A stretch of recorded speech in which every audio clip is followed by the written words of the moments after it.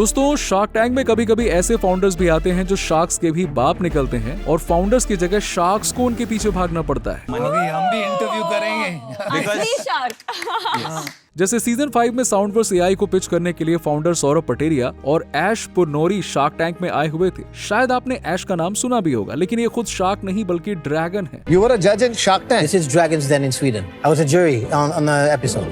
Whoa! This must be the first time in the world a dragon's pitching to a shark. So I understand you. I can relate. Oh, I can yeah, relate. baby, I like it. Aris Andreas Purnori AKA Ash Dragons Den Sweden में shark रह चुके हैं। Dragons Dane वहाँ का shark tank version है और ये तो कुछ भी नहीं है। ऐश स्वीडन में एक पब्लिक फिगर और वर्ल्ड फेमस डीजे अविशी के मैनेजर थे और वो स्वीडिश आइडल में भी जज रह चुके हैं। वहीं सौरभ पटेरिया खुद कंज्यूमर टेक और डिजाइन में एक्सटेंसिवली काम कर चुके हैं। वो सैमसंग और तोबी टेक में डिजाइनर थे, लेकिन उनका म्यूजिक का कॉलिंग आया जब वो स्पॉटिफाई के स्टॉकहोम हेडक्वार्टर में प्रोडक्ट मैनेजर थे। जनवरी 2024 में उन्होंने साउंडवर्स एआई को लॉन्च किया। साउंडवर्स एक एआई पावर्ड म्यूजिक प्लेटफॉर्म है जहां कुछ ही सेकंड्स में लिरिक्स और म्यूजिक जनरेट किया जा सकता है और एडिटिंग का काम भी कर सकते हैं। उनके शार्क टैंक अपीयरेंस में नमिता थापर ने उनके साथ डील पक्की की। इनफैक्ट कुछ ही हफ्तों पहले ही साउंडवर्स ने 1 million plus annual recurring revenue clock किया है। शार्क टैंक में बहुत कम बार ऐसा होता है कि 5 शार्क्स डील करना चाहते हो और वो सिर्फ तब होता है जब उनके सामने खुद एक शार्क खड़ा हो। मेरे लिए ये स्टार्ट करना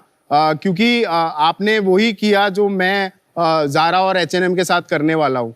वेरी गुड। सीजन 2 में सिद्धार्थ डूंगरवाल अपना फास्ट फैशन ब्रांड स्निच को पिच करने के लिए आए थे। 2019 में बेंगलुरु में उन्होंने स्निच की शुरुआत की, तब वो B2B में ही बेचा करते थे। लेकिन फिर 2020 में कोरोना पैंडेमिक आया, सप्लाई चेन्स हिल गई और बहुत सारी इन्वेंट्री स्टॉक हो रही थी। लेकिन कुछ लोग क्राइसिस में दब जाते हैं तो कुछ लोग उसी को मौका बना देते हैं। उसी साल जुलाई 2020 में उन्होंने snitch.co.in लॉन्च किया। सिर्फ मैन्युफैक्चरिंग की जगह उन्होंने डायरेक्ट कंज्यूमर्स को बेचना शुरू कर दिया। शार्क टैंक अपीयरेंस के वक्त उनका प्रोजेक्टेड रेवेन्यू 100 करोड़ का था, वो भी कंप्लीटली बूटस्ट्रैप। अब अपनी फंडिंग के बारे में बता दीजिए, अभी तक कितनी हुई है? Sir it is 100% bootstrapped as of today.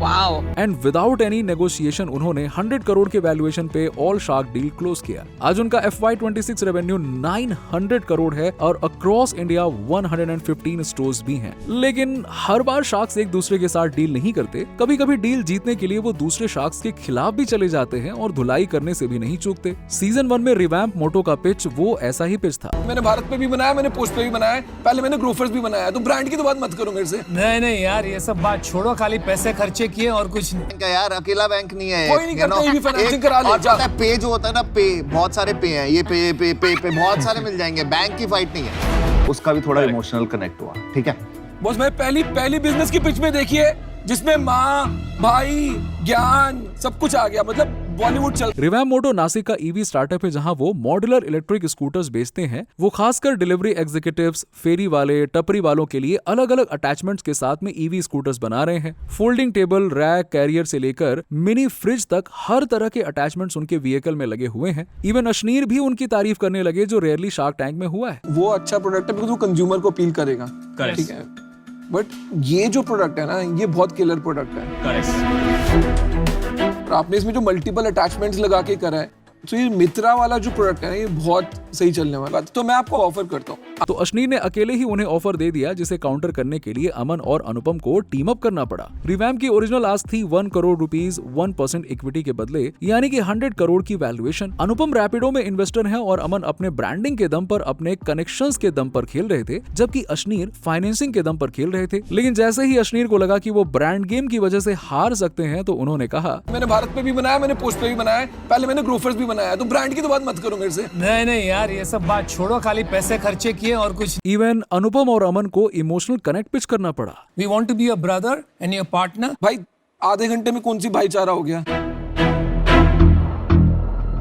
ये सब दोगलापन। लेकिन आखिरकार अमन और अनुपम ही डील लेकर गए। Last but not the least, paradise. कुछ पिचेस ऐसे भी होते हैं जिसमें शार्क्स साबित करते हैं कि क्यों उन्हें शार्क्स कहा जाता है। सीजन 2 का पैराडाइज का पिच शार्क टैंक इंडिया का इकलौता ऐसा पिच था जहां शार्क्स ने डील जीतने की कोई भी कसर नहीं छोड़ी।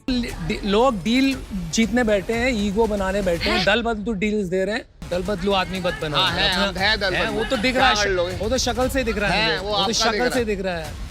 वो तो है ही तो। बाद में हम भी बोल रहे थे चल आप ही यार, रो चल रहे थे। चल चल आगे। Doesn't As a matter what you think founder, यार, they it do doesn't what's matter good what you for think. them. I'm talking, you're out. अनुपम अमन से भिड़ गए, फिर नमिता से लड़ने लगे, पीयूष विनीता से लड़ने लगे और एंड में जाकर डर्टी डील पक्की हुई। तो Paradise semi permanent hair colours बेचते हैं, पिच में हर चीज सही लग रही थी, background, sales, margins, founders, product, branding. Sharks business में भी इंटरेस्टेड थे। फाउंडर योशिका का फैमिली बिजनेस डाइज और इंटरमीडिएट्स में 27 सालों से काम कर रही है और ग्लोबली सबसे बड़े सप्लायर्स में से एक है और वो कंपनी ही 800 करोड़ की है। फाउंडर का ओरिजिनल आस्क था 65 लाख रुपीस फॉर 1% इक्विटी, यानी कि 65 करोड़ रुपीस की वैल्यूएशन। विनीता ने अनुपम के साथ में मिलकर ऑफर दिया। हालांकि पीयूष का मानना था कि ये फाउंडर्स की सबसे बड़ी गलती होगी। There is no way Sugar will not enter this category, or they'll have to acquire you. There is no other way. This is a clear conflict. लेकिन अमन भी विनीता के साथ ही मिलकर ऑफर देना चाहते थे क्योंकि वो जानते थे कि इस डील में फाउंडर डेफिनेटली शुगर को प्रेफर करेंगे और हुआ भी वही। फाउंडर ने काउंटर किया 65 लाख रुपीस फॉर 3% इक्विटी, लेकिन अमन और विनीता के साथ, क्योंकि शुगर को मार्केट की समझ थी और अमन को ग्लोबल ब्रांड से टक्कर लेना आता है, तो उनके लिए ये बेस्ट कॉम्बिनेशन था। उन्हें बीट करने के लिए पीयूष एक पॉइंट पर 1% इक्विटी पर आ गए, लेकिन फाउंडर्स विनीता और अमन को ही चाहते थे और यहीं पर अनुपम को लगा कि उनके साथ एक डर्टी गेम खेला गया। एंड आपको वैल्यूएशन एकदम ज्यादा से ज्यादा मिल गई, लेकिन यहाँ पर क्या हुआ ना, एक डर्टी गेम खेला गया। ठीक नहीं है यार। कि एक ऑफर आया था तो वो शार्क को तोड़ के ले जाना वहां पर, जो अमन ने किया, फिर जो विनीता ने किया। उस बीच नमिता भी कूद पड़ी और उन दोनों के बीच भी तू मैं हो गई। I disagree, हाँ। It doesn't As a matter what you think founder, they यार, have it to do doesn't what's matter good what you for think. them. I'm talking, you're out. अनुपम उसके बाद भी रुकने का नाम नहीं ले रहे थे और अमन और उनके बीच में काफी बुरे एक्सचेंजेस हुए। तुम रिलैक्स करो यार। अरे उन्हें हम चाहिए तो चिढ़ो मत यार। चलो यार, दल बदलू आदमी बद बना। हाँ, है, हम है दल बदलू। वो तो दिख क्या रहा कर है, लोगे? वो तो शक्ल से दिख रहा है, है, वो वो तो आपका दिख शक्ल रहा से है। दिख रहा है। वो तो है ही तो। बाद में हम भी बोल रहे थे चल आप ही यार, रो चल रहे थे। चल चल आगे। आखिरकार पैराडाइज ने अमन और विनीता के साथ में डील फाइनल की। जाते जाते पीयूष ने एक और बात कह डाली। Within 5 years, Sugar will have a color hair, I can guarantee. अरे यार छोड़ना ए यार, भगवान। And we'll be competing. गंदा है पर धंधा है। स्किबी आइस पॉप सीजन 1 के सबसे सक्सेसफुल पिचेस में से एक था क्योंकि सभी शार्क्स ने इन्वेस्ट किया। And I won't wait long. I've invested in over 200 companies, built many brands. So that's my offer. मत सोचो, मना कर दो।